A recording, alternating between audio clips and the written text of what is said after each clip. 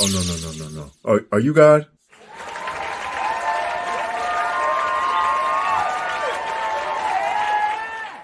I'm dead? I'm dead.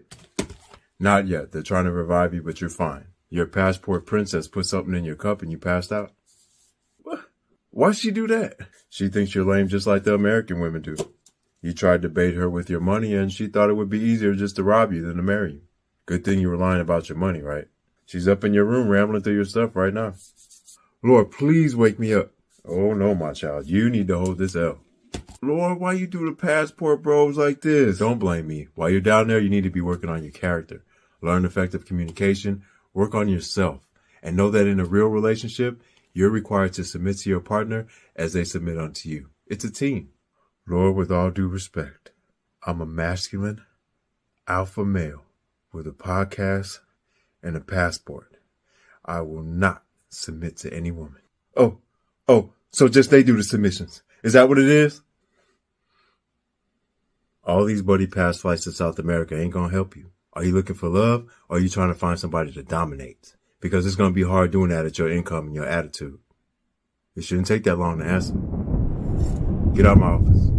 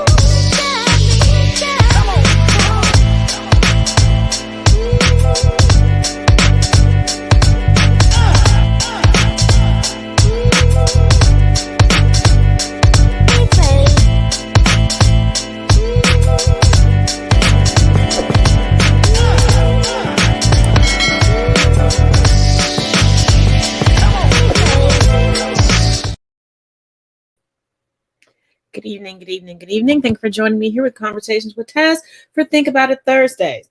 Now, we're going to kick this off with a bang. If you all remember, there was a racist University of Kentucky student. We did a whole series on her because there was just so much information coming out. Baby, I have the long-awaited update. You may have seen a little snippet of it if you follow me over on TikTok, but let's get all the way into it tonight. This is coming from lex18.com. Former UK student caught on camera using racial slurs indicted.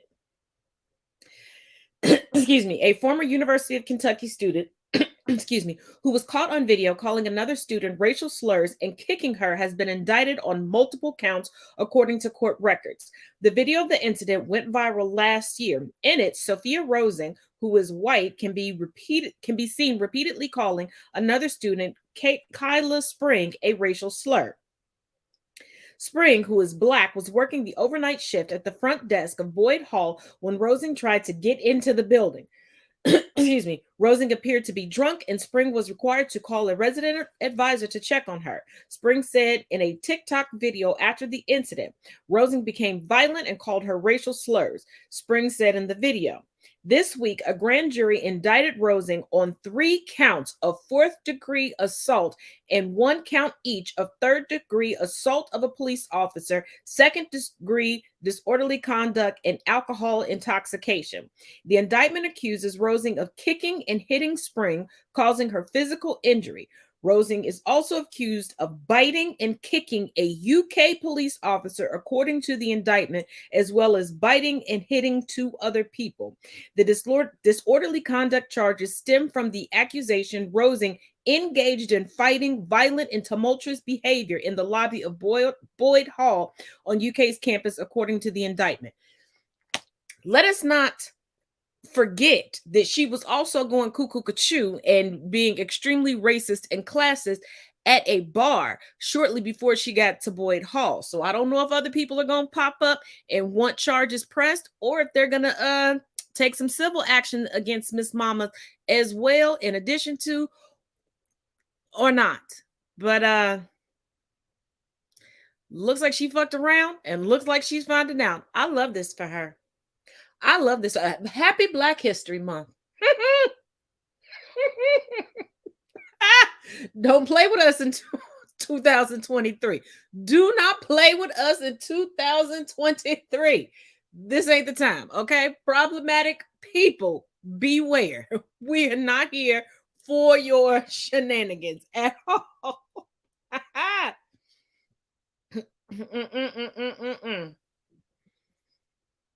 No ma'am, no ham, no Pam, no sir. Now I got another update for y'all. If you remember, a couple days ago, there was an update of the McDonald's ketchup Karen who was exposing herself. And I told y'all, I didn't believe it. Something seemed hinky. It seemed like there was some satire. One of these days, y'all gonna listen to me. I told you, if it don't smell right, it ain't right. Take a looky-loo at this. You know, sometimes I'll see a video and it feels just a little too perfect. Like it has too many of the elements that I would be looking for, and that seems suspicious to me. A lot of times I won't do a video on it because of that. And then other times I'll make a video and I'll push it out into the universe just to see what the universe kicks back. And that's what I did with this. Ketchup, and I thought, what is this? What is this? This is so much ketchup. So much ketchup, it has everything. Karen behavior dialed to 11. The entitlement, the haircut, that vest, and then the person coming out and outing themselves and making a video taking zero responsibility. People found out where I work and they sent the video to my employer. I was then fired from my job. See, that was part of the red flag for me. I hadn't even seen the original video when I saw this video where she was complaining how she had been found and fired. It kind of felt like enough time hadn't gone by for that to happen yet. But according to Tammy, that's exactly what happened. Only it's all bullshit. From the original video to the follow-up video to her being named Tammy. Though it does rhyme with Sammy, who lives in her van and interviews people. I went ahead and covered up her phone number and email that are on that page because I feel like she's going to get a lot of unwanted attention. And to be fair, she's not like hiding this really. That's the video, the original Karen video right there. And I also want to be clear, I don't think there's anything wrong with someone making up a character and doing bits on the internet. I think that's great. I do kind of have a problem with the prank videos thing, which this kind of falls under. That is to say, Sammy was in on it, the camera operator was in on it. Was the McDonald's staff in on it? I mean, no presumption of privacy in a public space, but this is a skit bit that you're using them for. Did they know that this was all just a prank? Did you order too much ketchup on the burger and then come in and insult them for being bad at their job? Or did you put ketchup on the burger in the parking lot and then come in and insult them for being bad at their job? Last but certainly not least, there's that smashed burger. Did you clean that up? Or did they have to clean that up because you remained in character and I would assume stormed off? Because that's pretty shitty. Like that, and the way you were speaking to them is what people had a problem with in the video. And it being real or fake doesn't really change that. I really don't think anyone should send her any hate. But to Sammy, I would say, I think you can make better skits and so forth that maybe don't involve being abusive to people who are just working a job to pay their bills.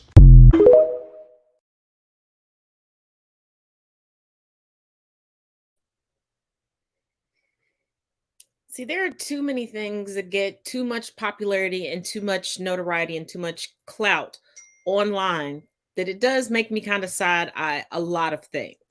If you all remember last year, the whole baby mama, baby daddy McDonald's thing, and I was like, this seems a little off. And everybody was going crazy all over the internet, just like when those two videos and people were clipping them and getting all on this woman about no accountability, and people were like, oh, Taz, why aren't you saying anything about it? Because just like I told y'all on this show, something wasn't right in Denmark. Not saying I'm always going to be correct, but I'd rather sit back and wait and listen to my gut than jump out in the middle of traffic and get messed up. You know.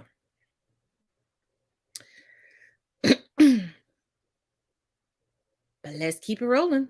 As always, we got some more Elon Musk news. He is the gift that I wish would stop giving. Tech billionaire Elon Musk, pictured here after seeing a loan officer at a party, is in the news as he continues his speed run of collapsing a multi-billion-dollar company. He's got a few on the go right now, but this time we're talking about Twitter, his magnum opus of failure. So for starters, he is boiling through money, as he just had to make the first payments on a number of his loans. You see, he borrowed the money to buy Twitter, and now his annual interest payments alone are around $1.2 billion. Prior to Musk coming along, the company only had to pay about $100 million in annual interest, but now it's grown by about 12 times. But don't worry though, I'm sure he's put together a bunch of new revenue streams to cover those costs.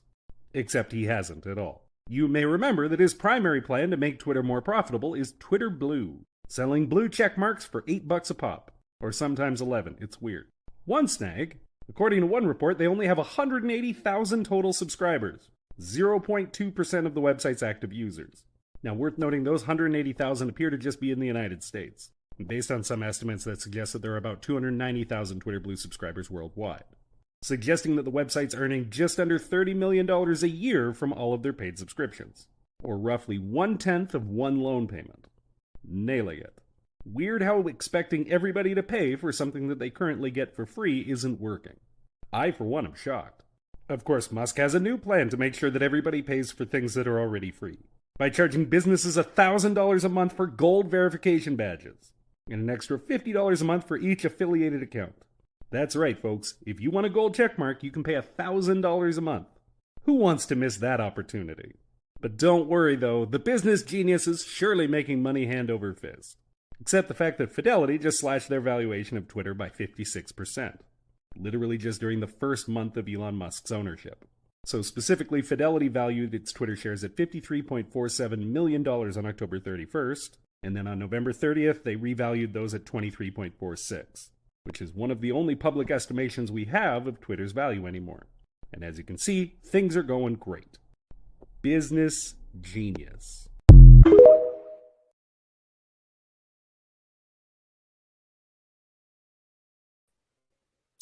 Keep telling you all, stop equating wealth with intelligence and business prowess. But also, I also want to bring something else to you all's attention. Be careful who you give your money to when it comes to food services, restaurants, etc. Because a lot of y'all are paying a whole lot for something that's heat and serve. Prime example, the Peach Cobbler Factory. Okay guys, so while I'm here at the Peach Cobbler Factory still, I'm not going to work here much longer, but I just want to let you know, nothing is homemade, nothing. Straight from we just throw brown sugar on it. New York style cheesecake, the red velvet, the just regular Shirley cake, the disgusting ice cream, it's not good. This is the buttercream, everything is pre-made. The coconut cream, it's pre-made. We make nothing besides the stuff for the tea. There's our mangoes, cherries, oranges. Now these are the cobblers we leave out, so when y'all get those blackberry peach and stuff, it's the cobblers that have been sitting out all day. Cinnamon rolls, cookies, trash right beside everything.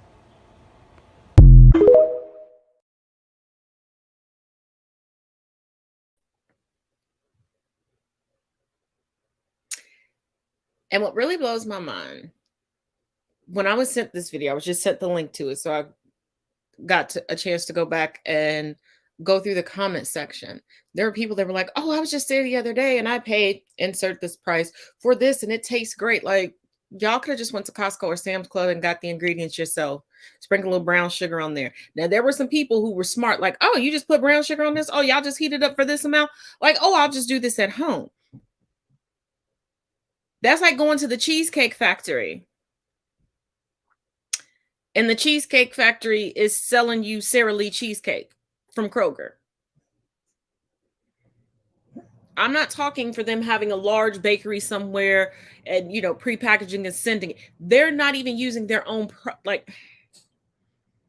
if I open a bakery and call it Taz's Sweet Treats, you would be pissed and ready to riot if I went and just did some heat and serve and I'm charging you $6 to $20 for things. Come on, y'all. Spend your money better. I'm not trying to, stifle anybody's pockets, but come on. Come on. When I go to Starbucks, you can see that the stuff is clearly prepackaged. When I go to a little convenience store to get some, I see that the baked goods are prepackaged. If I'm going to a restaurant, I'm sorry, and people trying to make excuses, like, well, most restaurants, this is why you don't smell anything baking. First of all, they usually bake the day before, early in the morning, or they're in conjunction with another bakery. And they're not telling you that, hey, we're the Peach Cake Factory and this is all homemade. But y'all will get mad because your 99-cent Rally Burger doesn't look like the commercial. I digress.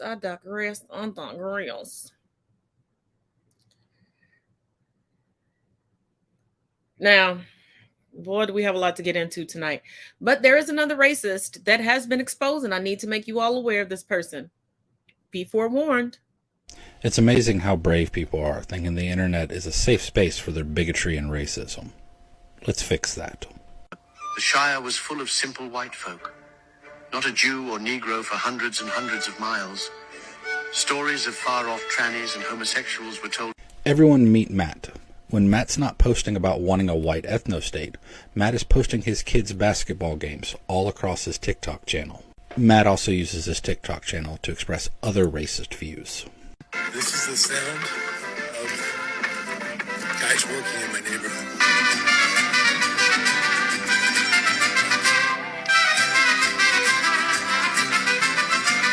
As you can probably guess, the roofers were not playing that music. Matt added that sound to his video with the TikTok sound feature. If we look deeper into Matt, you'll start to see what I meant about people thinking that the internet is a safe place for their racism and bigotry, because like most racists, Matt presents as a two-faced person. He has his online activity in which he puts his bigotry and racism on full display, thinking that nothing is going to happen, that he is untouchable because it's online. And then he has his public persona in which he tries to pretend like he cares about the communities that he is mocking online and making racist jokes about. Because here he is doing an entire interview pretending like he cares about the Cuban people, when in reality he's using it for social clout to plug the aviation business that he used to own. And I say used to own because that's not what Matt does now. Matt is currently a real estate agent in Melbourne, Florida for Waterman Real Estate. And I point this out because Matt is going to have Jewish people and black people approaching him looking for his services. And he is going to put on a smiling face and take their money while mocking them online. Because racists will happily make themselves rich off the backs of the people they hate. So if you are Jewish, black, or a person of color, Matt more than likely will sell you a house. He'll just make sure it's not in the same neighborhood that he's in. And I'd also like to point out that if Matt is willing to make these videos with his full name and face on the internet, it's very unlikely that his boss and coworkers at Waterman Real Estate don't know his views. So if I were you and you were looking to buy or sell a house, I would steer clear of Waterman Real Estate. Because if they're willing to employ someone who is so open about his racist views, I'm pretty sure they agree with his views.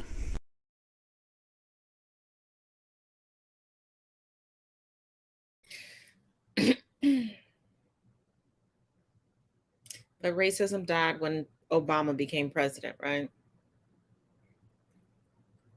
When black people were able to be millionaires, because they always forget about Mansa Musa.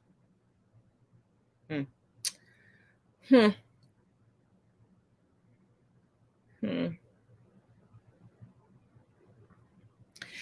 I touched on it a little bit yesterday, but we're going to get into it tonight.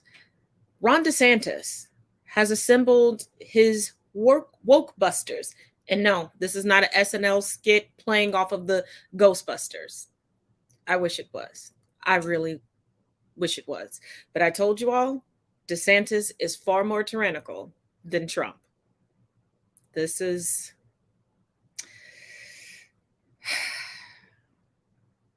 Pay attention and make sure you all vote. Okay, imagine this. You send your child to school. Now, the teachers and the student aides and stuff, they've all had background checks and fingerprints. But it just so happens on the day you send your child to school, a group of patriots with no background check, no fingerprints, in a state that allows open carry without a license, descends upon your child's school and starts searching your kids' bags and their lockers, going into their schoolrooms to check for banned books. No warning. With the full support of the governor. Welcome to Ron DeSantis' Florida, where he has a private army of people called the Manatee Patriots, who believe they have a mandate by Ron DeSantis, who they are supported by, to go in and search children's books in schools, backpacks, and lockers for banned books that they find offensive. 2 of those books being Michelle Obama's biography and Barack Obama's biography. Yeah, they consider that a banned book. Welcome to Florida.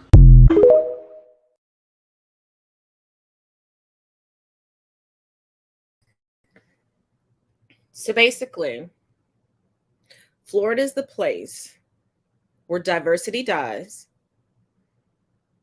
Any inkling of overcoming your circumstances, of beating the system, of enacting equity and equality is taboo.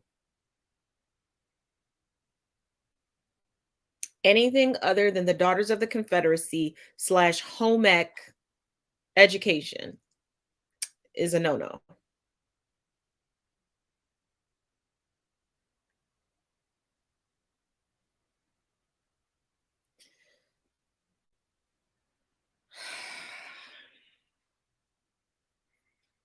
But you all still believe that this country is so much better than it was 100 years ago, as people continuously try to roll back the hands of time.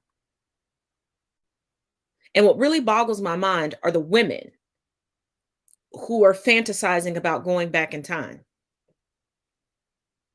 because they truly believe that their grandmas and great-grandmothers were happy because they stayed with Papaw for so long, forgetting or not realizing they didn't have a choice. And you have so many white people that are fantasizing because of nostalgic television and nostalgic artwork, that was just the greatest time. For who? Because a lot of people who were considered white in 2023, you roll back the clock, you're no longer considered white. Did you think about that?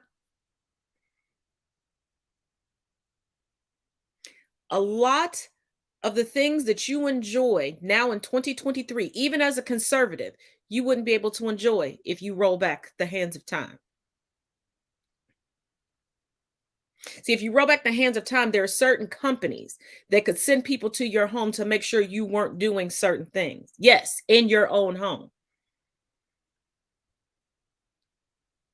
See, you roll back the hands of time, you think Karens of today are bad? Who, the Karens of the morality police of times gone by are way worse, honey. Way worse. You want to be ostracized because you chose the wrong fingernail polish or you planted the wrong tree in your yard? Or you didn't know that you were supposed to know Becky Sue 2 blocks down and you didn't invite her to your party? Yeah. Maybe y'all need to truly leave it to Beaver. And one thing that you all seem to love is the internet. We don't even know how much longer we're going to have access to it, because nobody can predict anything that's going on with this SCOTUS. But let's take a look. What would happen if we suddenly no longer had access to social media? Well, the answer to that question is hanging on the fate of 26 words.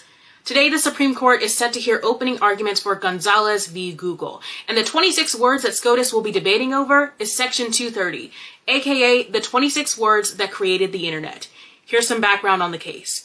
In 2015, 23-year-old American citizen Naomi Gonzalez unfortunately lost her life in the Paris terrorist attacks. Her parents sued Google, YouTube's parent company, because their algorithm recommended videos that aided ISIS in spreading their propaganda.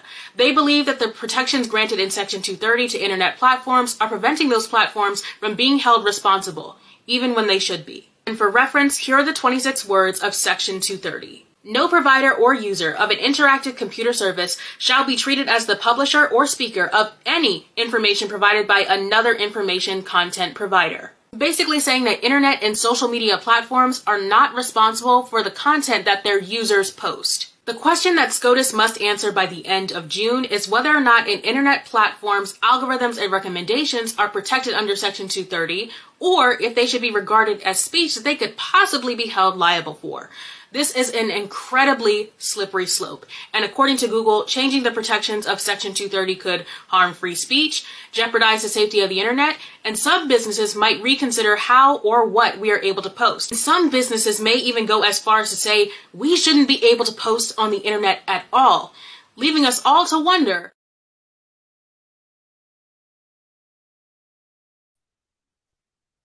How safe is the internet? How safe is social media? And see, there are already politicians that don't want access to certain social media platforms because actual factual information is getting out. People's actual point of views are being put out. You can no longer say that this community is bad, this country is bad, because in real time, you can see the truth of those countries. You can get the news outside of any media outlet. Heck, news media outlets are now looking to social media for some of their biggest stories and for their sources.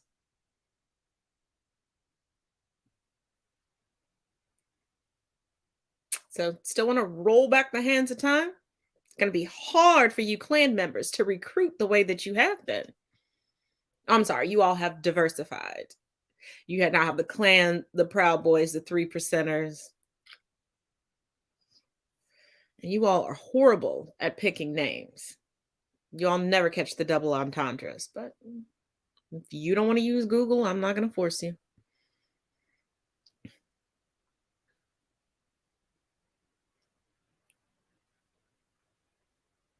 No. Let's do one update on the Fox lawsuit, and then we'll cut to the Black History Month ad. Here we go. Sean Hannity admitted under oath that he did not believe Donald Trump's election lies for 1 second, yet he still peddled that garbage day after day. He was literally fake news. And now he has Marjorie Taylor Greene on, and he really likes some of her ideas when it comes to civil war. Greene is saying that a national divorce would empower individual states to form a smaller government, reduce the federal debt, set their own environmental standards, and the Congresswoman has another idea as well, banning people who move from blue states to red states from voting for 5 years so they don't bring their bad politics with them. I actually favor that idea. Anyway, here with more is Marjorie Taylor Greene. Sean Hannity lives in New York City. Why would he like that idea? That means he couldn't vote if he moved to a red state for 5 years. And Marjorie Taylor Greene lives in Georgia, which went blue. These people have worms for brains, I swear to God. I don't see middle ground on a lot of these issues. So what is the other answer if it's not a divorce? Well, exactly, Sean. That's the problem and where we are today.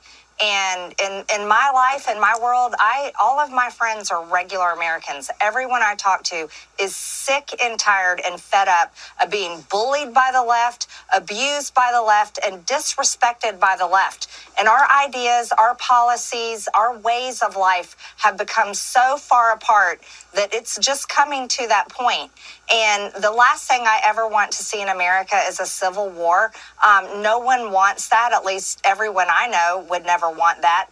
But it's going that direction, and we have to do something about it.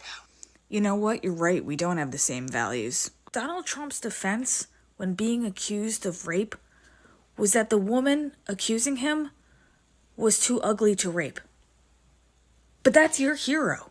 Oh God, this is literally sedition. I'm starting to wonder, is the reason why they keep calling this a divorce because they want alimony from blue states? Because they can't run their government without suckling off the teat of blue states. Please tell me more about how Joe Biden hates America.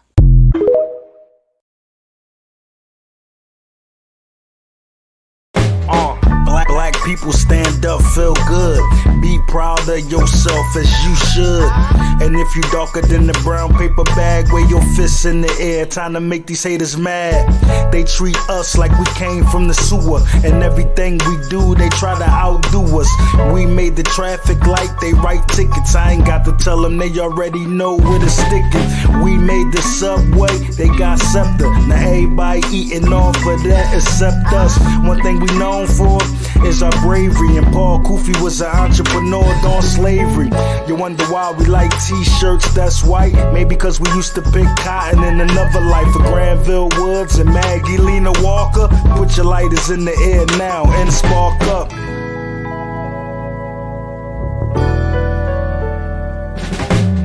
One of the things that they never made clear, why Black History Month the shortest one of the year. Just one of the things that make me think.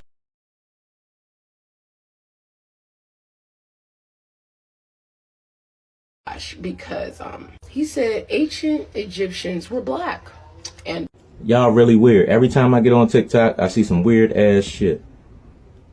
So y'all attempting to cancel Kevin Hart in Egypt because he said ancient Egyptians were black. So ancient Egypt, the land of Kemet, which means the land of the blacks, you saying they weren't black. The fuck? So I'm curious, if they weren't black, and from what my limited knowledge tells me that mostly Africans or African Americans are not able to reach back and fetch back and grab their history because it was stolen from us, then why the original Egyptians who weren't black, why they can't connect it back to ancient Kemet? Because Egyptians should be able to connect their history, their ancestral lineage, you know, back, because they ain't go through chattel slavery. They ain't had a history and a culture stole from. So why y'all can't tap back into the original history of ancient Egypt if y'all the ancient Egyptians? Please enlighten me. Also, y'all play dumb mind games. Egypt is the only place that has a science directly related to it. Egyptology. There's no Chinese-tology. There's no Russian-tology. No Greek-tology. No American-tology. No Spanish-tology. Why is that? Because y'all want to control, limit, cipher, and distort the historical information that has came out of Egypt and that is still coming out of Egypt. Y'all would rather attribute the construction of the pyramids to aliens before y'all contributed to us. Absolutely. I'm not the biggest Kevin Hart fan, but you want to cancel this man for telling the truth? And it still kills me how many people are out here trying to gaslight the rest of us into saying that Egypt is not a part of the continent of Africa. Really? There's even a new theory going around that sarcophagi were never found in pyramids, and pyramids weren't used for burials.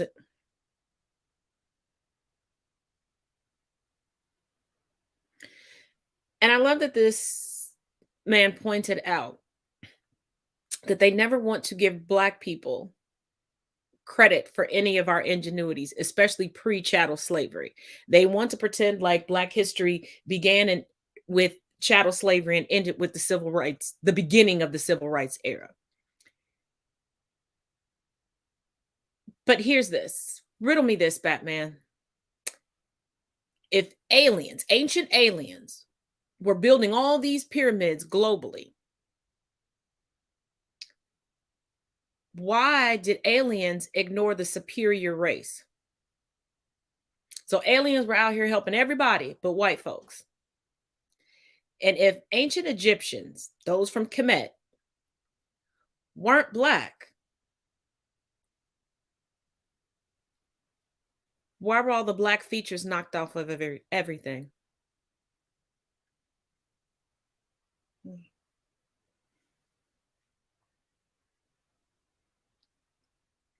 You know, just some questions. Now, buckle up, because the GOP out of Alaska has lost their ever-loving mind. Be prepared. This comes with a massive trigger warning. Here is your thought exercise for today. After hearing what the GOP representative from Alaska said about how children who are abused are better off dead, Donald Trump recently came out and said that child predators should face the death penalty in public. The reason why we don't have the death penalty for child predators and people who abuse children is because statistically they will kill the child rather than let them live. Thusly, the GOP representative who said they should just kill abused children is basically saying, cover your tracks. What the heck did I just hear?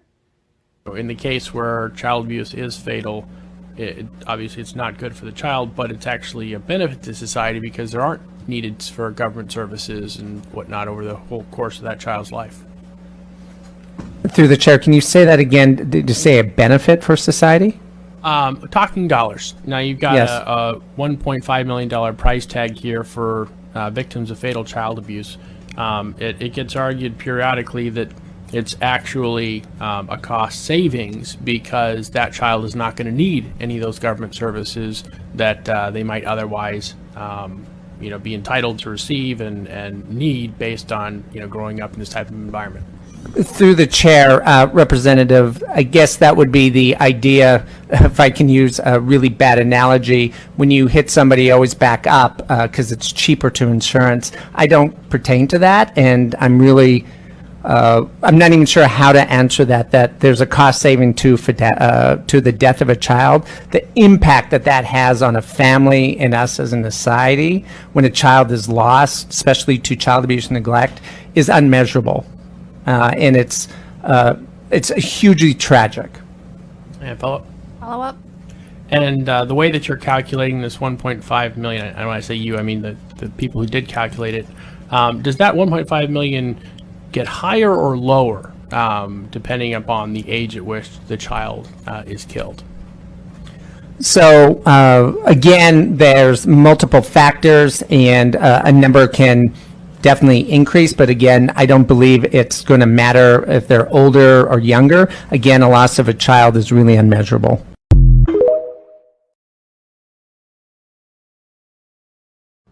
Well, hey there, y'all. So in today's Fuck Them Kids news, y'all, this salvage store Ken Jennings is Alaska State Representative David Eastman.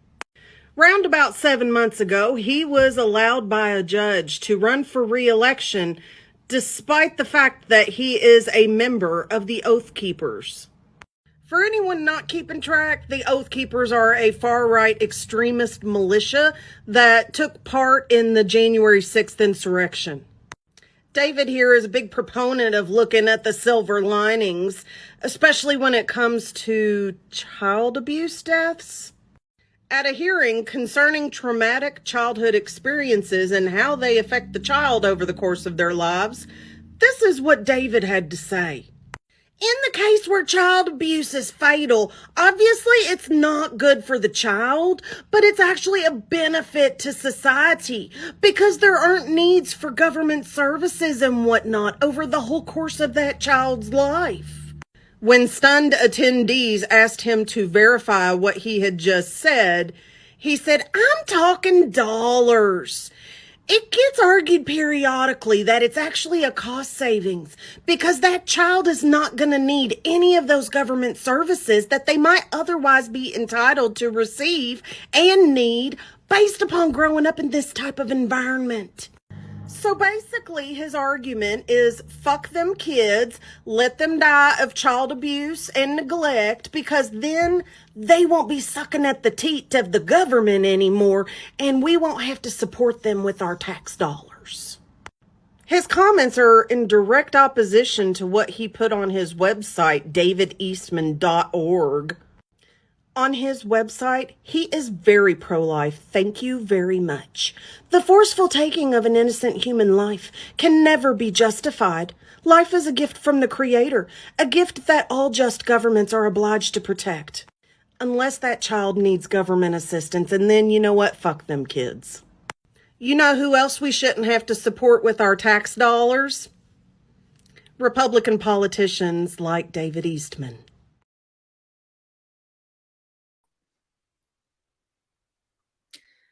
Nothing screams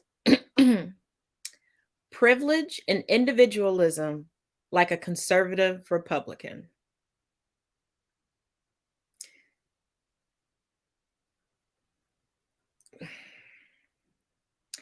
Every time, and it's generally a white woman, generally, I see online where a white person is sharing their familial experience, like the whole trend of, ask a black person a question, ask a white person a question. And the biggest question that was asked to white people were about cousins, because you don't really hear white people talk about their cousins. And it's like, does everybody just have one child or whatever? But to hear him say that, and the reason why I say that's individualism, because as I keep telling y'all, you don't live to yourself and you don't die to yourself. Even if you decided to go be a hermit today, there's still going to be somebody missing you, somebody yearning for your presence, somebody whose life you have affected. So you're saying if this child, depending on their age, because he thinks that the cost fluctuates by age,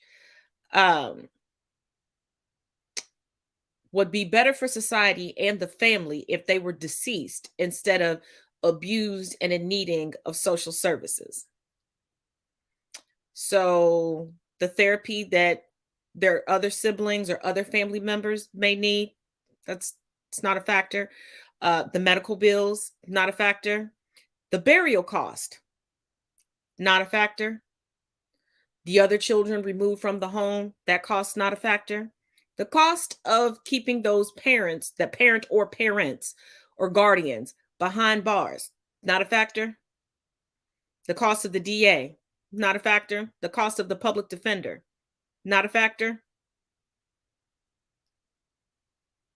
The cost of sending counselors to that child's school, daycare, or preschool, not a factor.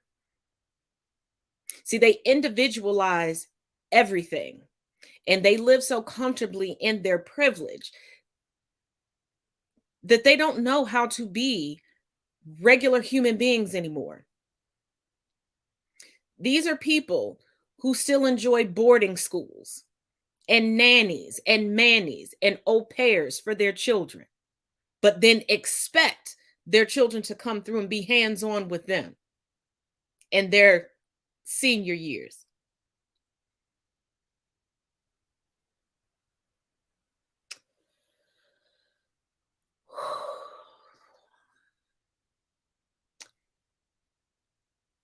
Conservatives on either side of the aisle, this is precisely what we mean when we say you vote against your own interest, that these people see you no more than dollars and cents. It's not about how well you can live. It's not a matter of can you eat every day. It's not a matter of even can you support your family that they are forcing you to have. It's how can they cut costs so that they can make more money as they still feed you. The corporations are a family. We're a family business. We're one big family. Just work hard. We might pay you $10 an hour, but work as if we pay you $25 an hour. And maybe one day you'll get that high. No, you won't. You won't. They're like, I pulled myself up by the bootstraps with just a small loan. You inherited the family business, the family name, the family connections. Mom and daddy bought you a degree. You barely know how to tie your shoes. We know you don't know how to do the position that is on your business card. Full stop.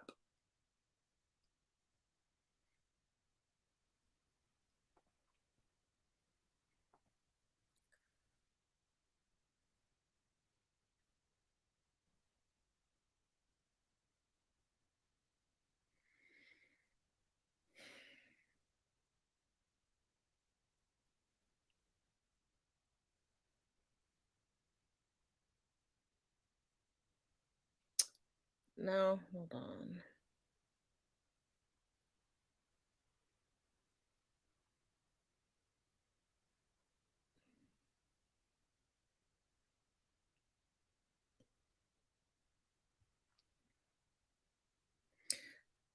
All right. Let's get into the situation in Ohio a little bit further. Here we go. The federal government, you would, on an interview I watched, you said straight up that the President Biden said that he would provide aid. I don't think he's done nearly enough, and I think a lot of residents here do. But you said you didn't return the phone call. It seems like it's been thing after thing. I didn't say that. You know, look, the president called me and said, anything you need. I have not called him back after that conversation. I will not hesitate to do that if we're seeing a problem or anything, but I'm not seeing it. Why isn't there federal money now for these people to move? Well, there should be, but Governor DeWine has to ask FEMA to come in, and he hasn't done it yet. You didn't say that? No, I did not say that at all.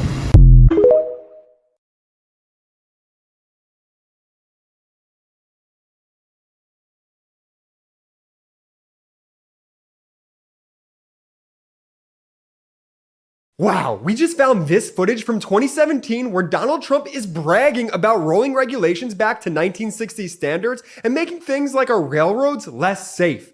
Everybody needs to watch this clip in light of what's going on in East Palestine. We are a nation of explorers and pioneers and innovators and inventors, and regulations have been hurting that and hurting it badly. Let's cut the red tape.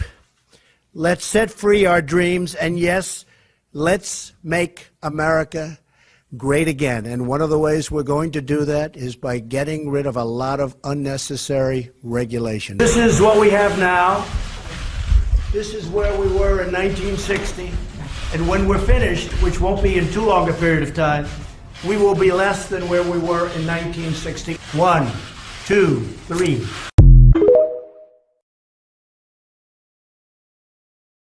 Good morning. Watch this video. Listen carefully. Right.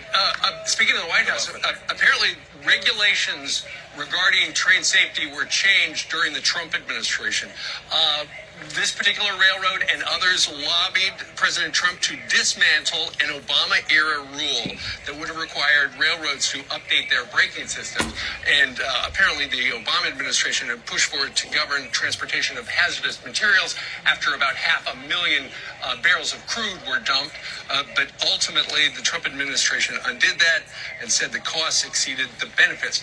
This is entirely Trump's fault because he was so easily bought by corporate lobbyists. And here he is admitting it.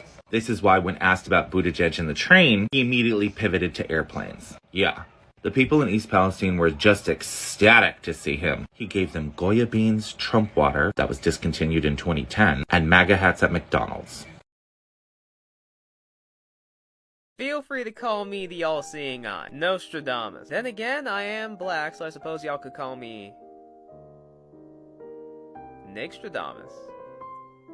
Yeah, I'm sorry about that. Anywho, recently I made this video talking about how Trump was bashing Joe Biden for taking an impromptu trip to Ukraine, while Trump was taking a trip over to East Palestine, Ohio, which is experiencing an environmental disaster. In that video, I had the audacity to suggest that Trump was doing it mainly for good PR heading into his 2024 presidential campaign. Not that he necessarily needed it in Ohio, because it's Ohio, but he would need it as it pertains to the rest of America. And surprise, surprise, it's worse than I thought. I came across this article with the headline, Trump uses East Palestine visit to promote his own brand of bottled water. The ex-president took Trump spring water to an Ohio town reeling from a derailment disaster along with some water he said was of, quote, a much lesser quality. If you're a bit hesitant to believe that is true, why don't you trust me? Is it because I'm black? Do I look trustable now?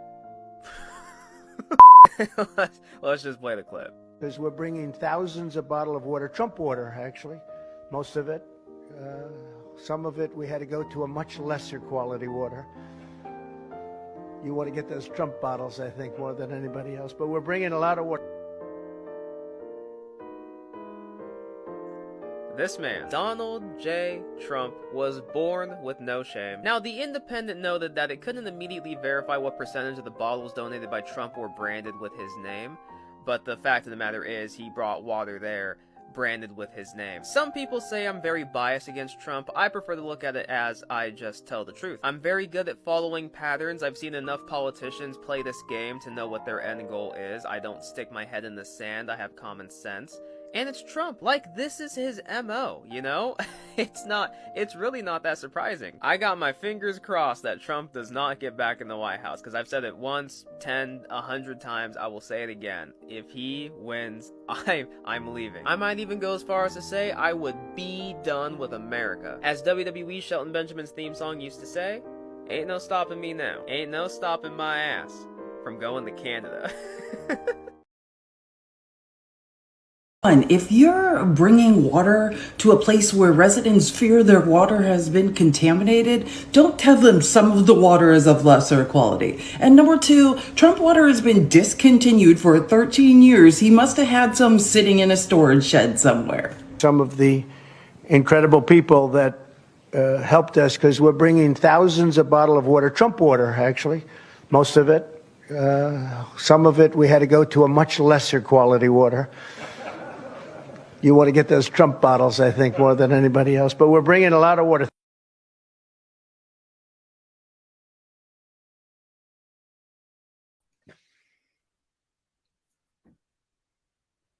Now, I told you all he was not giving people cases of water each. And he brought them 17-year-old water. And his biggest concern for these people is that they had to bring lesser quality water. Sir, your water was discontinued. Let me repeat that. Your water was discontinued. You may slap spring water on there, but I'm pretty sure it was tap.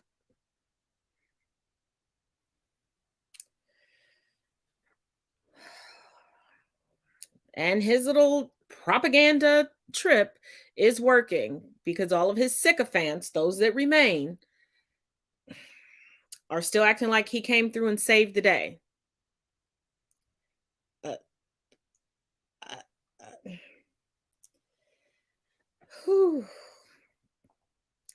I can't. Oh Lord.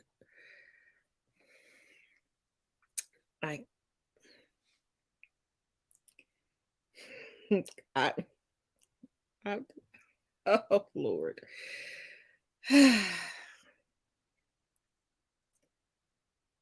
So Fox News is now complaining about another company going woke. Y'all, it's Lego. It's Lego. I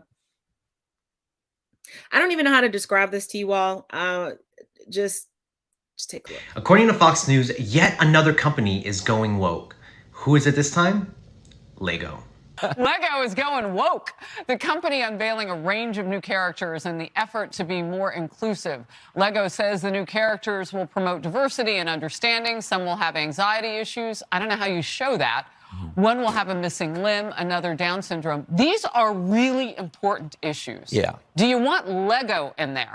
Definitely not. But what's so fascinating about this story is the divide in the country. Republicans think it's insane that they're forcing identity politics into Legos. Democrats are upset that they didn't make a drag queen stripper. They're like, you call this a children's toy? What kind of set is this? No, it shouldn't be going on the way it's going on. But the reason they force identity into toys is because they think identity comes with a built-in political orientation. And that's what they're after here. I'm not having it. Wow. I just want to build, like, I have a Lego set that builds the White House. Yeah, no, imagine that. I bet your coontastic self does. It's not identity politics. Allowing children to see themselves represented in the toys that are pivotal in their development is not identity politics. So what is wrong with a child with Down syndrome who loves Legos being able to see themselves in a Lego set?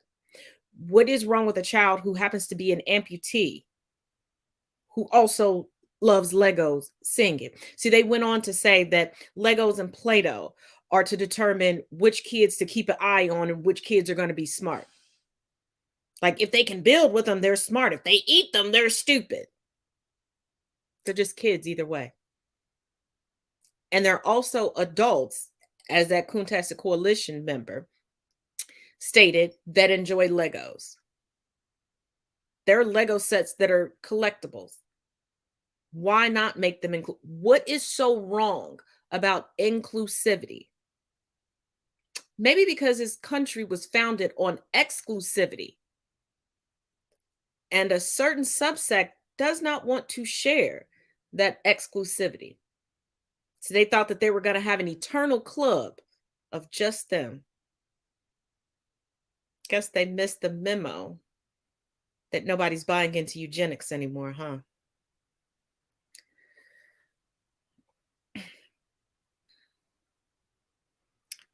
But guess who else is anti-inclusion? Governor Greg Abbott. Before you ask, doesn't he need inclusion? Yes. Like I said, they love privilege and they love individualism above all else. Because let us not forget, this is the same man who became wealthy when he became paralyzed, then moved for the legislation so no one else could get a settlement as large as his. And he's at it again. Story time. So what we saw is that recently Texas Governor Greg Abbott's office has notified state agencies that the use of diversity, equity, inclusion initiatives in hiring is illegal. So trying to make sure that the state agencies are representative of the people that they are helping is illegal. And I think this also speaks to so much privilege. Why do you ask that? Give me a second. Because Greg Abbott is in a wheelchair. And so the privilege it has is that I can make laws because I know that they will not affect me. I will get whatever I need. That reeks and is a painful privilege. Absolutely painful privilege. That someone who actually needs inclusion, who has had to probably push forth with ADA, does not care. What he's saying is that, yeah, it will affect people who are in wheelchairs like me, but I don't care because I'm going to get what I need and screw y'all. And so what we also see is white women who complain about DEI efforts. And they explicitly complain about affirmative action, right? That race should not be something involved in hiring, that affirmative action should be destroyed. And this is where they shoot themselves in the foot because affirmative action has benefited white women the most. Even though it was made for black and brown people, white women have been the biggest beneficiary of it. And really, it is great for white women, so why do they hate it? Because of the race part. What I have seen is that anything tied to race, people will hate and people will be unwilling to do, even if it benefits them so much like it does with affirmative action. Affirmative action has increased white women doctors, lawyers, accountants, you name it. White women have been beneficiaries of affirmative action in so many aspects. But because they only think of affirmative action as race, they want it destroyed. Not realizing, baby, that when you ruin affirmative action, you also ruin your opportunities. That you are tied to us. And if they ain't gonna hire us, they ain't gonna hire you. But you think because of that connection to race that they still will. And they're not going to. They're not gonna hire you. If you keep I've said it before and let me say it again. White supremacy hurts everyone. Let me remind you all of this again.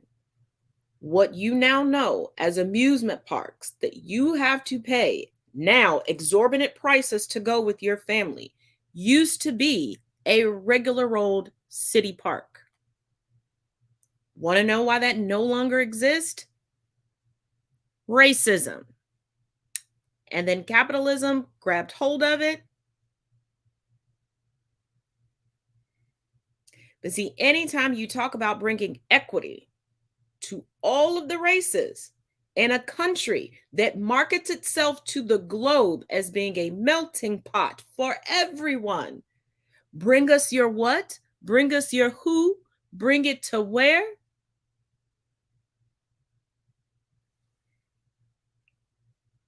They just mean bring us who we can move the goalpost for and bring into whiteness so that they can continue to skew statistics, so that they can continue to spackle the foundation of racism.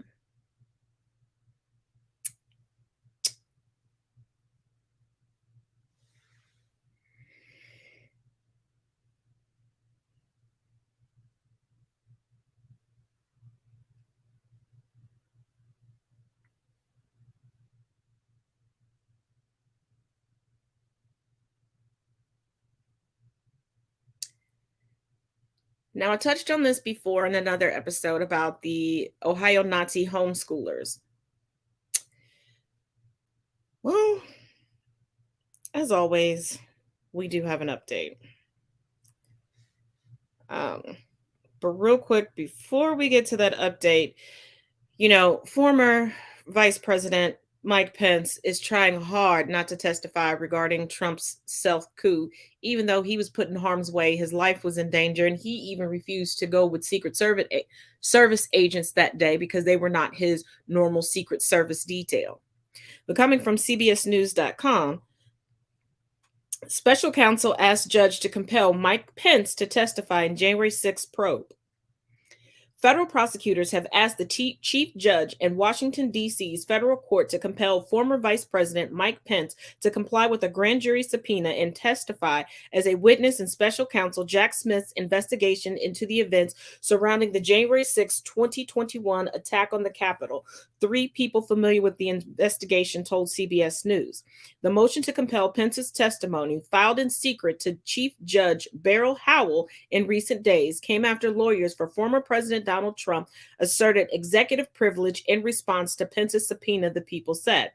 That assertion of executive privilege on Pence's subpoena, the People added, is in line with how Trump's team has responded to related subpoenas over the last year, with Trump's attorneys often arguing that private conversations or interactions with the president should remain confidential. Here's a problem. Isn't virtually everything at the White House recorded? So how much privacy are you expecting? And we're not talking about international security or divulging national secrets. Everybody else has already talked about these conversations.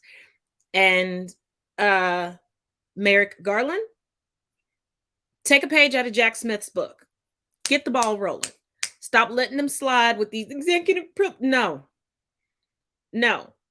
Because us regular folks, if we ignore a subpoena, there's no amount of excuses in the world that would save us. And you know it. Now on to the Nazi homeschoolers. I wish this was satire, but it's not. We found the Nazis, here's the Nazis, take a look and see them here. We found the Nazis, they're grooming children, stomp a Nazi, save the world. And coming from Vice.com, who originally brought us this story, neo-Nazi homeschoolers defend their wholesome pro-Hitler network.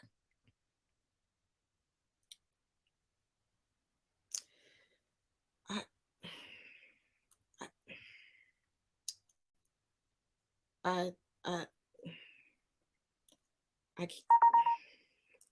can't. But hold on. Let's pull their picture up so as I go through this article, everybody can see exactly who we're talking about.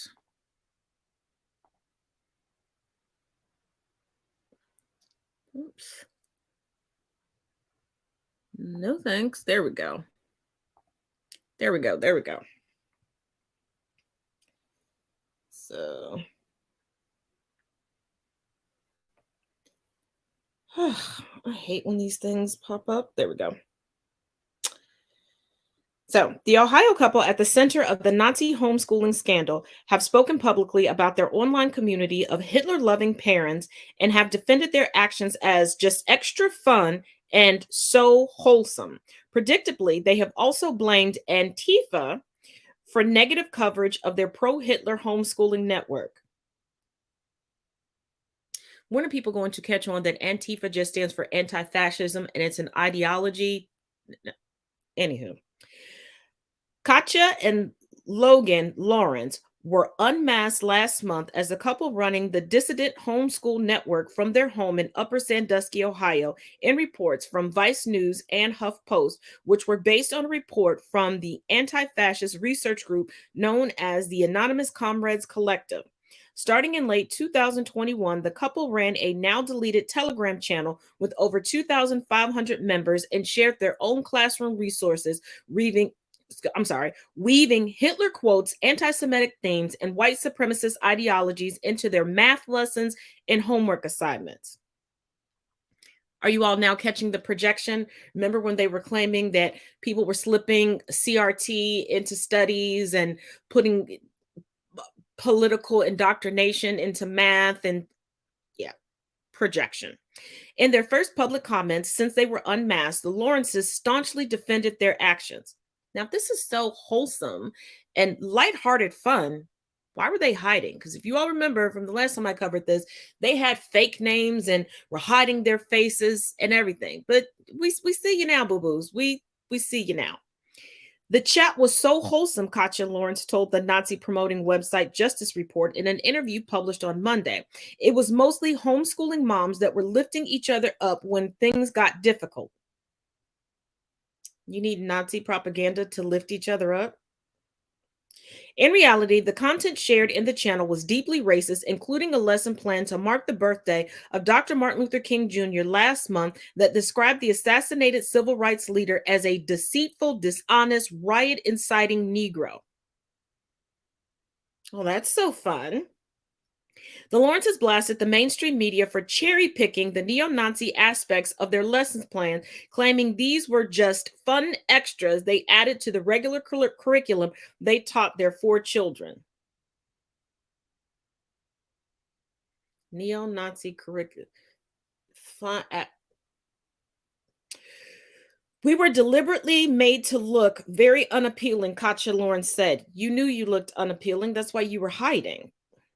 It is unsurprising that the Lawrences decided to give their first interview to Justice Report, given it is linked to the National Justice Party, a white supremacist group that was a member of the dissident homeschool channel. Katja Lawrence also encouraged her members to join their local pool party, which is the name for the NJP, the name the NJP gives to its real-world meetups for neo-Nazis. The Lawrences told Justice Report that they were concerned about potential attacks against them and their children based on posts made by Antifa accounts on social media. But the Lawrences also confirmed that no one had approached them or made any actionable threats in person. Because only white supremacists do that. Only bigots do that. Only homophobes and transphobes do that. They make it a point of just targeting people and doxing them and inflicting fear and physical harm. The revelations about the Nazi homeschooling group led to a review by the Ohio Department of Education. However, the state found that the Lawrences were doing nothing illegal and indicated there was nothing the department could do about it. Is anybody shocked that a state in which Mike DeWine is the governor, that this is what they would find? I'm not.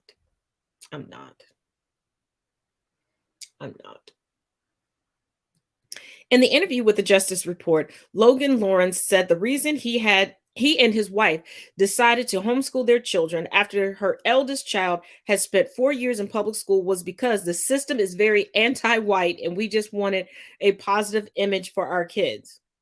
So a positive white image is a negative everybody else image. Got it. But last year, Katja Lawrence told a neo-Nazi podcast that the reason she started the group was because she was having a rough time finding Nazi-approved school material for her homeschooled children. In their interview with Justice Report, the couple also criticized the public school system and made some wild allegations about their local schools. Our middle school has reportedly had incidents of kids having sex inside the hallways. Do they know how sex works? Katja Lawrence said, middle school. While I want my kids to be able to make their own choices, no, you don't. I want to shield them from certain things. Yeah, diversity.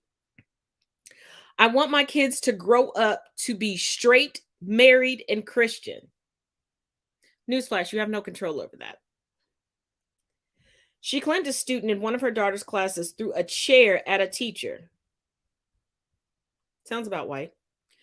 Vice News asked the superintendent of the Upper Sandusky Exempted Village School District for comment on these allegations, but did not receive a response before publication because there was no response to give.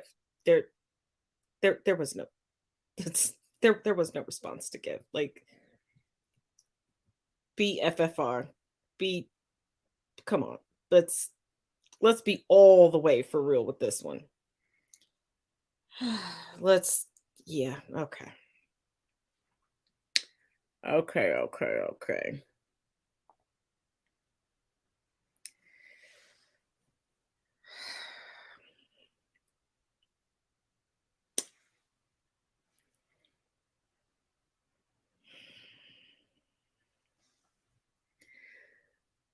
But from one problematic fascist to the next, you all remember beauty influencer Jeffree Starr, who decided to make a reemergence because of Mascara Gate on TikTok. And now, just take a look at this, and I'll break it down on the other side.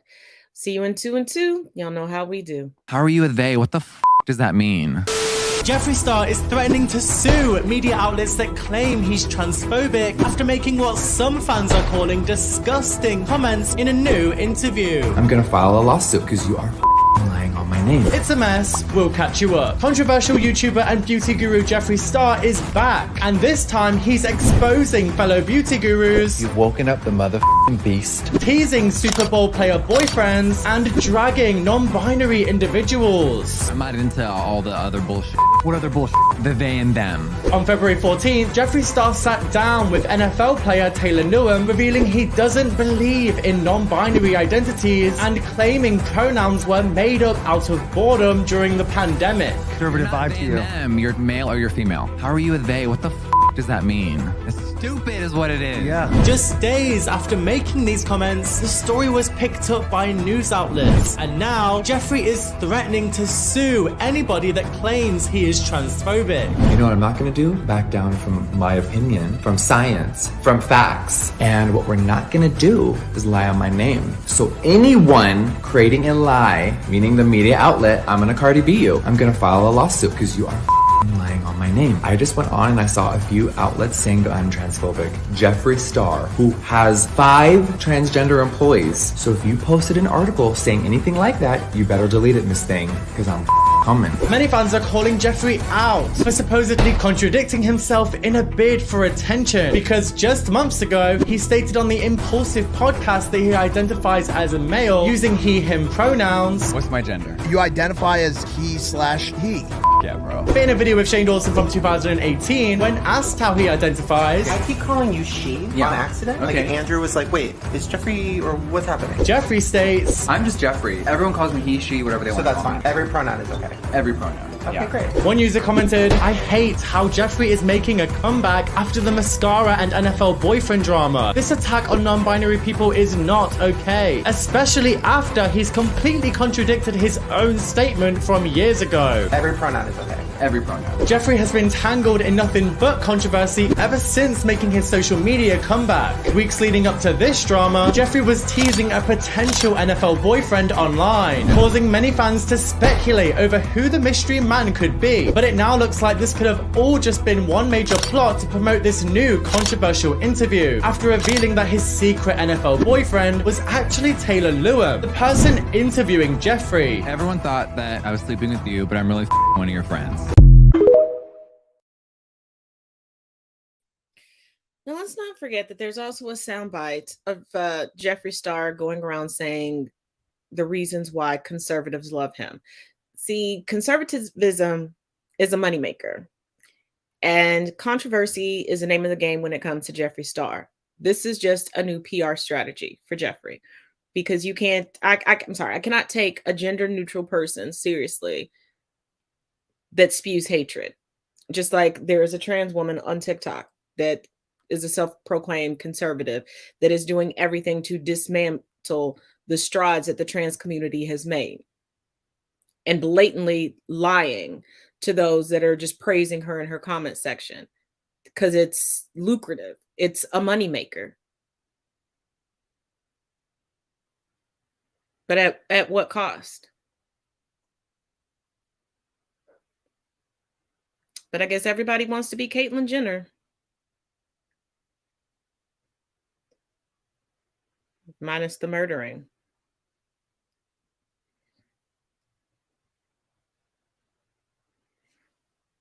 Well, I guess.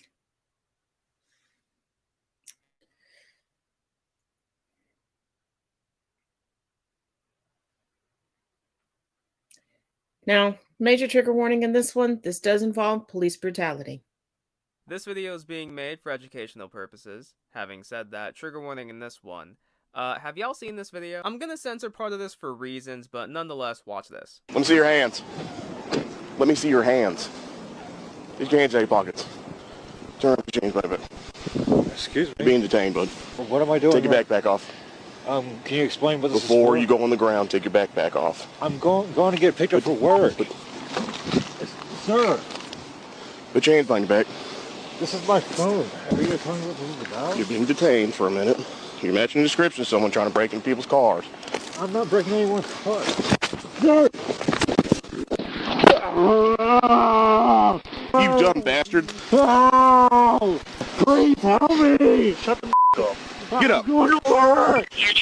Do y'all want to know what happened to this guy? There are multiple articles about it. The man's name, I believe, is pronounced Tyler Canaris, and he suffered a broken collarbone, broken hand, a ruptured eardrum, a skull fracture, and a concussion as a result of being power slammed to the ground by the police officer. He said that he is now having trouble at work and is facing $75,000 worth of medical bills. Not to mention, that bunch of nothing warranted him getting charged with obstruction. And the deputy involved was identified as Michael McMaster. Tyler's attorney, Sean Williams and Taurus Butterfield, are asking that McMaster be terminated immediately and for the obstruction charges to be dropped. Not only is McMaster's nickname McTaser, wonder how he got that, but apparently the only warning he got was about his harsh language and the audio equipment on his car. In a statement from Williams, the Paulding County Sheriff's Department covered this up and did nothing about it until the video came out, as if that's a surprise to anybody. And they plan to file a civil suit against McMaster and the county. They are also asking for the Department of Justice to investigate the incident. That video is so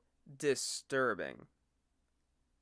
I don't understand why police think doing that is okay. I don't know what y'all saw in that video, but from my perspective, Tyler barely resisted, if that, and then the officer grabbed him and caused $75,000 worth of damage. Not to mention, they had the wrong guy! That officer should not only be terminated, he should never be allowed to be an officer again. He should be charged with assault. Deputy McMaster could have easily taken Tyler's life. He's lucky he didn't. Tyler said that this incident has shaken his trust in law enforcement, and he said, quote, "I always thought they were there to protect us." To that I say, welcome to the real world, Tyler.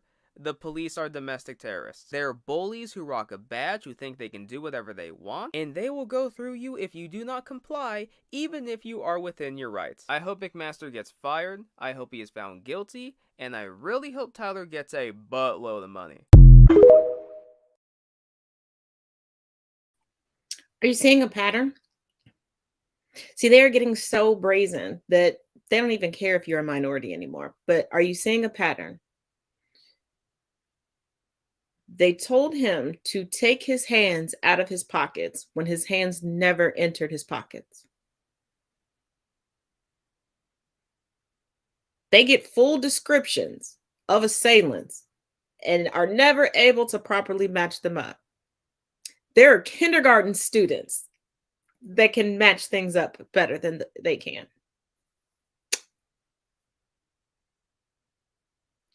But you know what's more than likely going to happen with McTaser? Take a look at this next story. Small Thurston County city of Tenino. I'd like to introduce Officer Christopher Backus. City leaders recently welcomed a new face. Hi. The new Tenino officer, Christopher Backus, is a former Tukwila police officer. His personnel files show after a successful 3-year career there, he resigned. I had a leave of absence from law enforcement for a few years. I'm just happy to be here and getting back into what I actually love to do. Thank you for joining. At this public kickoff for his new job, there's something Backus isn't talking about. his troubled history as a cop, and the extreme lengths he and his former employer took to keep it a secret. This is dashcam video from a 2015 police call, the first of several where bosses found Backus was out of line. A 911 call came in from this Tukwila McDonald's saying a group of black teenagers were, quote, destroying things. Police photos show part of a milkshake on the wall, more on the floor. It's McDonald's, that's where all kids hang out. Marcus Tops was there with his friends. He was 18 at the time. I saw a police officer come in, one leading the charge. I don't know. He went straight for them. Officer Backus was the first one in. Records show. Without asking questions, he tackled and punched this 15-year-old boy named Marquez Riddle. We just seen them get pounded on. We don't even know why. I'm sitting there walking to the bathroom. Police audio caught Marquez telling Officer Backus he was the wrong guy. Yeah, got blood on my nose and over. What did I do? Because you didn't listen to what I told you to do. All right, but look, what did I do? Why am I arrested? Why am I in handcuffs? Just gotta call it. You guys are destroying the place. That was, what the hell? You didn't see the run? Call the manager. He'll tell you that it's not me, my. What the hell? The night ended with Marquez in the back of a cop car with a bloody nose and charges of obstructing, attempted assault, and resisting arrest. Officer makes mistake. I go to juvie for it. In Backus's police report, he justified his actions, writing, "I feared Marquez was going to assault me." But when the city opened an internal probe, the officer's story fell apart. Investigators found not only did the cop grab the wrong person and use excessive force, but Backus falsified reports that his version was a clear contradiction of what officials saw on surveillance video. There's nothing that can justify his actions at all. All charges against Marquez were dismissed. Backus's problems didn't end at this McDonald's. In the span of only 5 months the next year, there were 3 more incidents that led his bosses to conclude his excessive force had become a pattern. Disciplinary records show at a Tukwila bus stop in 2016, Backus used a taser on a man who wasn't actively resisting arrest. And outside this bowling alley, records show he failed to report he shoved a teen headfirst into a planter and threatened to use his taser. 8 days later, investigators say Backus inappropriately tased a drunk homeless man. Using a taser is a pretty elevated use of force. And so that was his initial reaction to people who were not resisting or who were passively resisting is really concerning. The Tukwila Police Department had enough. In 2017, they fired Officer Backus. So what should have happened from here? Police accountability experts would tell you that disciplinary history should have followed Backus for the rest of his career. So how did he end up with a clean slate, with paperwork showing he quit on his own? This is the document that made it happen. A 2018 settlement agreement with Tukwila PD. In exchange for Backus's resignation, the city took all their findings of misconduct and reversed them. And they threw out from his personnel file all traces of those records, including the fact that he got fired. Then you pay him out as well? After wiping his record clean, Tukwila paid Officer Backus $75,000 to leave the department and remain quiet under a confidentiality clause. In my judgment, that was just inappropriate. Daryl Stevens is a former police chief and a national expert in police leadership. Everything the police do is subject to being reviewed by someone. On the phone, Backus declined an interview. He told us his legal deal with Tukwila doesn't allow it. Tukwila officials declined to explain their decision to settle. What upsets you about this settlement agreement? They're settling out with the wrong people. You guys messed up, so you guys should be trying to crawl over broken glass for the people you affected. Officer makes mistake. I go to juvie for it. Remember Marquez Riddle from McDonald's? Right back in that moment, I was furious. We found him, living in Nevada, now 23 years old. Yeah, so sad. It's been 8 years. This is the first time he saw the video of himself as a teenager in the back of the cop car. It's really traumatizing. We told him the cop who punched and arrested him that night struck a deal. And just to know how I felt in that moment,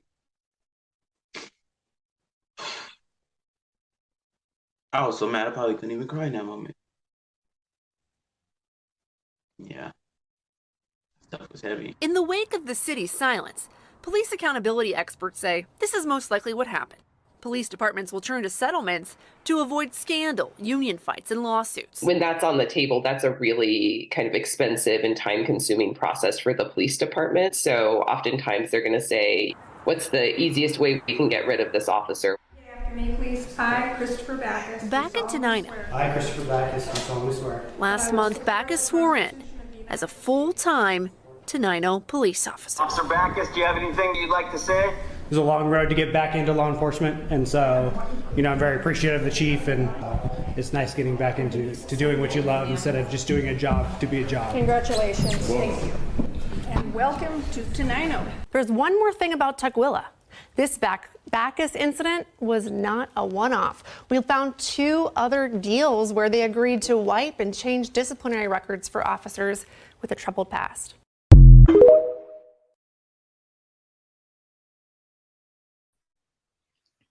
Still think that they're here to protect and serve, even though the Supreme Court of the United States says that they have no duty to do that?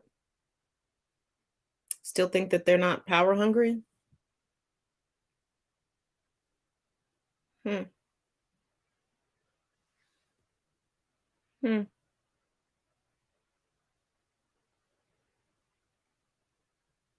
Interesting. But as always, thank you for joining me here for Think About It Thursdays on Conversations with Taz. I will see you all tomorrow for Freeform Friday. And as always, make sure you check out the links in the description of this video and the very first comment on this video, or you can go to the link in the bio. If you're watching this through YouTube, I have placed additional Black History Month resources for anyone who wants to begin or continue their journey into learning Black history in the Camp Taz blog. And as always, each one teach one, each one reach one. Till tomorrow, y'all. B-I-G-G-I-E,